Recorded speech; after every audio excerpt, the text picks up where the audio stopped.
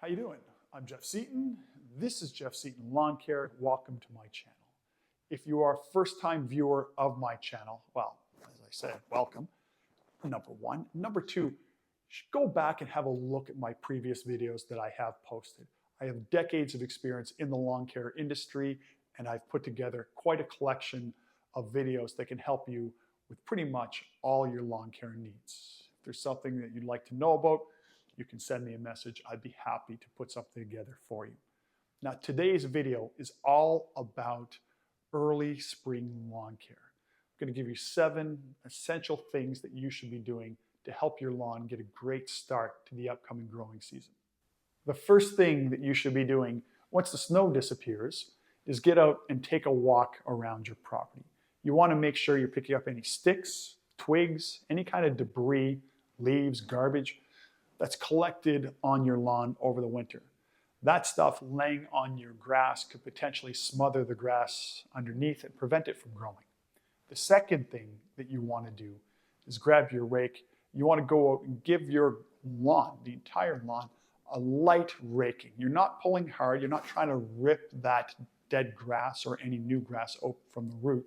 You want to simply lightly lift the grass up as you're raking so that you can expose some of the soil below.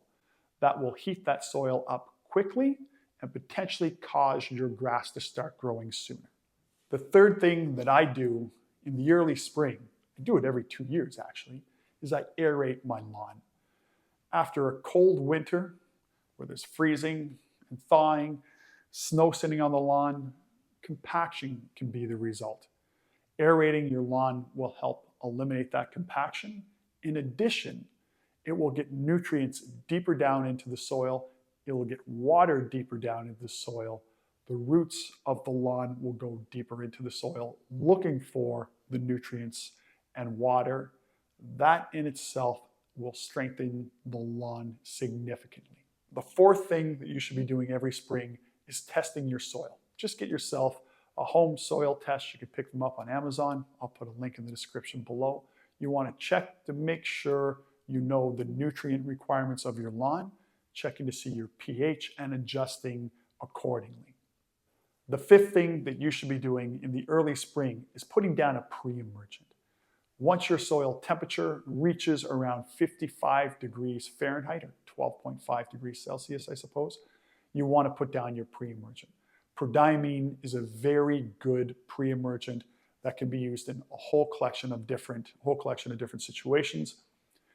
In areas where there's a herbicide, pesticide ban, whatever, corn gluten meal does have some evidence showing that it does work. I've personally used it, and I do find that it does work if put down at the right time and then is followed up with a second application about 4 weeks later. Now, the sixth thing that you should be doing is putting down a fertilizer. You've already done your soil test at this point. You know what your lawn needs, what your soil needs, your NPK values. You should have a fertilizer that matches those values. Now, the seventh and final thing on this list is water. For some reason, people think in the springtime that your lawn doesn't need as much water. I don't know, maybe because of snow or maybe it's not as hot. I don't know what the thinking is there, but I do know that it's one step that a lot of people seem to forget.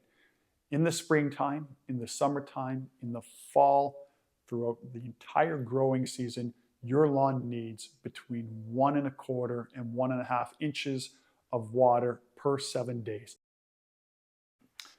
Put out a little tin, maybe one of these or a few of these out around your lawn. You just kind of stick them in.